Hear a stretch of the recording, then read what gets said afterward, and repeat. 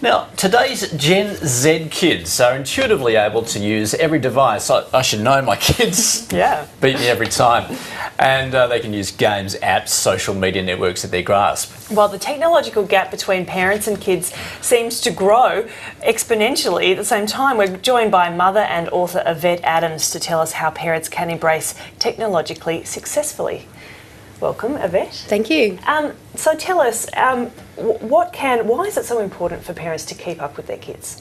Well, I'm finding a lot of parents don't even know exactly what their kids are doing, so they're spending a lot of time on these devices, and it may well be that they're on social networks like Instagram, Kik, Snapchat, and the parents aren't even aware of what those things are and exactly what their kids are doing on them. So I'm really encouraging them to step up, find out a bit more about them so they can be a parent and guide them on them. Because there is a fear. I know my own social circle, there's a bit of a fear basically what your kids are doing out there, and because there's so much available. Should parents be fearful, or should they try and march in step with the kids?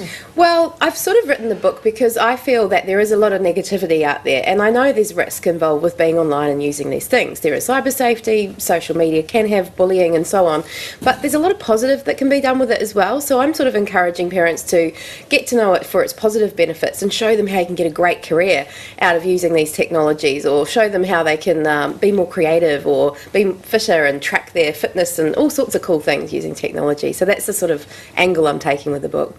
Okay, so tell us specifically, where do you reckon parents are falling down? There's Facebook, Twitter, but what about some of the newer social media sites where parents, as you said before, often don't even know they exist? I just don't think some of the parents are on them because they think they are the domain of the children, but I kind of like to be on Instagram and talking to my son, and if that's the way he wants to communicate now and then to me, I think that's really cool.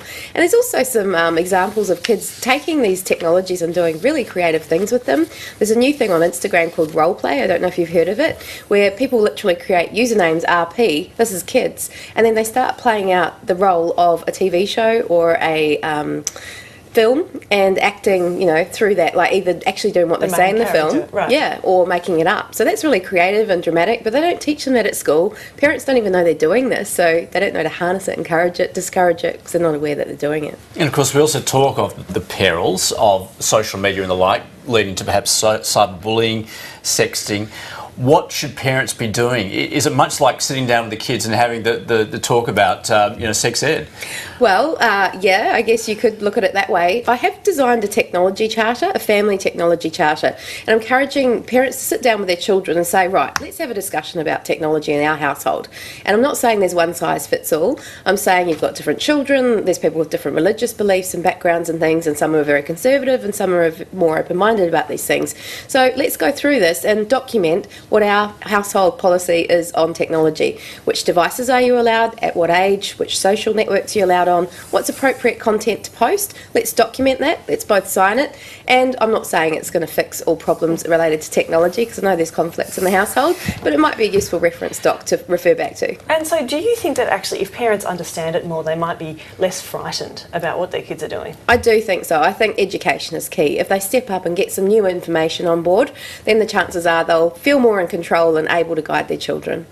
Maybe talk to our kids about what they want and what's going on, because I have no idea. I've got to get the information from my kids, even though they're only... I think let them teach you is a really good point. They know a lot, so let them teach us. All right, well, Yvette Adams, thank you very much. Thank you.